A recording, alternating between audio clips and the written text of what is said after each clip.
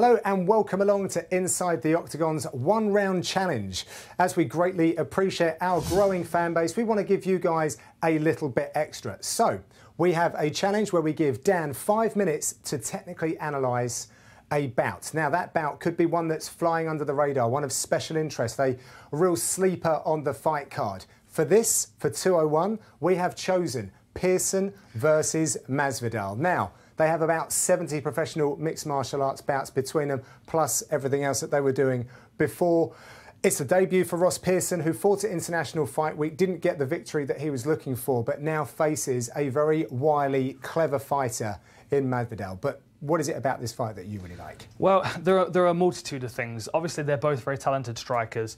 Masvidal, I followed him from his street fighting days early on YouTube. He's always been a barbecues and exactly, wherever he could get a fight. He's always been a very talented striker. Ross has been a teammate of mine. I've trained with him. I cornered against him when I was in Andre Winner's corner. I know what both of these guys bring to the table. I've been watching them for so long. I think this is Ross's 21st fight in the UFC. Something like that. Yeah. I mean, both of these guys have been around for a long time. And it's interesting because it's welterweight as well. Obviously, Masvidal's moved up recently, had 3 fights there. Ross is making his debut. So many factors going into this fight that are interesting for me. To try and pick a winner makes it very difficult, and that is what makes an interesting fight for me when I can't pick a winner immediately. Potential fight of the night candidate. So, on to the rules. You have 5 minutes in which to technically analyse this bout. Do you understand the ones that you are competing under? Yes, sir. Good stuff. Well, time in. Okay. Masvidal, a confident, brash striker that will walk you down and put a lot of pressure on you. He's technically very well-rounded, very sound in his boxing skills. He's got boxing and kickboxing experience. As you can see here, great balance in scrambles as well. And look at that. He shakes his head, looks at his corner. He defended a takedown of the former champion. So when his confidence starts to build in fights, this is when he gets dangerous. And when you back him up against the fence, he will threaten you with clinch work and also with all kinds of stuff on the neck. He loves chasing guillotines. And in this situation here where he caught Henderson, he didn't even finish it, but he chased him to the floor with it. So he ended up in a better position than he started with. It's those opportunities that he creates. Against Verheyen here, first fight at welterweight as well, a beautiful elbow in the first round to knock him out. Kind of got his journey underway as a welterweight, but then had 2 split decision losses, which he's not been happy about. That's something that's been a problem in his career. You know, he spoke to the judges about it as well, didn't he, about trying to get these wins back. So this fight against Chiesa was a bit further back into his career as a lightweight, but it was a very well-rounded performance. He showed good scrambling, he showed good pressure against the fence, beautiful body shots as well, which he looks for a lot. And when the fight hit the floor, as you can see here, one of my favourite grips, where he's around the back of the body and he's tying up that wrist of Chiesa so it's trapped here. And exactly, and with the striker's mentality, as soon as he gets the option to land a few shots with a less than perfect guard, he starts firing away, and that puts Chiesa in a defensive shell immediately. And then as the fight progressed, with a good grappling Chiesa as well, let's not forget that, he cinched up this beautiful vice grip, bumped him over, and then switched straight to a Darce choke grip you can see here with the hand on the bicep. Sits off to the side, and then Chiesa's doing the right thing of moving his body away. He's trying to circle out this way to keep his hips out of the way. But Masvidal's pressure on the top is just too much. And you can see here as he's starting to squeeze, Chiesa's trying to move away, trying to create some space, keeping his arm up high. But there's an adjustment there, and Masvidal drops his weight, and that's the end of the fight. And that was right on the bell as well. It was a beautiful submission, and it shows the well-roundedness of Masvidal's game. He's got kickboxing and boxing experience, so we know he's good on the feet, and we know that he's a high-volume striker when he's feeling confident about his conditioning. Moving up to welterweight has done that for him, I think. There's not the push to make the weight class anymore, so he feels more comfortable at this weight, which means he can push more. Ross Pearson, on the other hand, is coming up to welterweight, and we don't know how this is going to affect him because he's a lightweight. He's been down to featherweight. He came back up to lightweight. Now, to go up to welterweight again is something entirely different. One thing that's got to be a focus of him is taking the footwork away of Masvidal, chopping away at the legs. He did a great job against Laprise here, where he kept working that inside-outside leg and just battered this lead leg, the lead base, which stops that forward pressure. It stops that stepping on to strike, which Masvidal relies on a lot.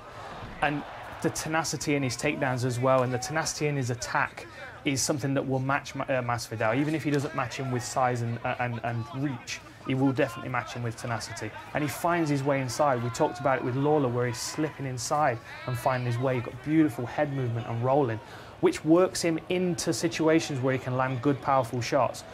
a key when you've got a shorter reach than your opponent, finding your way inside. Watch this beautiful finish here, slips and a beautiful left hook. And if we watch on the replay as well, it comes off a roll, he steps and rolls to the side. Let's just watch that one more time because it's one of my favourite things he does. Honestly, Ross Pearson in the lightweight division has got better footwork than most people. Okay. And I don't say that lightly, I don't say that because he's my friend. If you go back and watch his Aaron Riley fight or anything like that, his footwork stands out. So in this situation here, you can see he's rolled his weight onto the far side. So now his weight is on this leg. He's rolled underneath to load the left hook. So as Sam Stout throws back, and Sam Stout makes the mistake of throwing to the body, which Ross was fortunate enough to have his hand low. So that the left hook from Stout is going to go to the body here, and he gets caught to the chin. And the whole torque of that, which was emphasised by the roll, is what adds the power.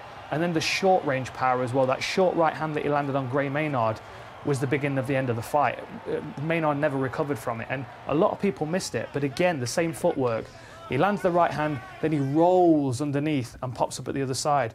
Really nice work to put himself in a better situation at the end of a good clean punch that he lands. Because not only has he landed a good clean punch, but he's also circled off and found himself in a better position to land more. So bang, there's the right hand, very short, immediately rolls underneath. So that 20 seconds. So he's not even there for Gray to catch, for Gray to grab a hold of. I mean, look at that position. Gray's leaning on him right now, but Pearson rolls out the way and he's already around the other side. And then as soon as he realises he's hurt, he starts pouring that pressure on.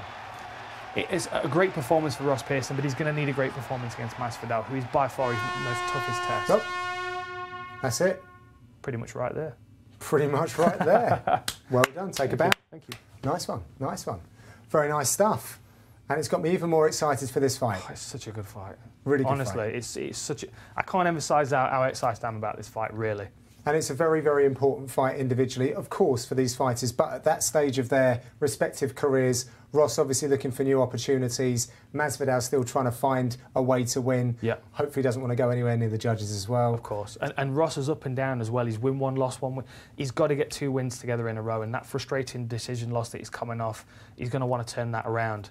Masvidal's 2 down in the welterweight division. He's going to want to start that winning streak again. So there's a lot on the line for both of these guys. Really, this could be a co-main event on a fight night, and it's down on the undercard. So don't miss it, please. It's a great fight. Good stuff. Well, we have some analysis at Inside the Octagon for the main events as well as the co-main. So go check that out. That will be in the notes below. We also want your comments on this, and we will be back for UFC 202. So we will catch you next time on Inside the Octagon.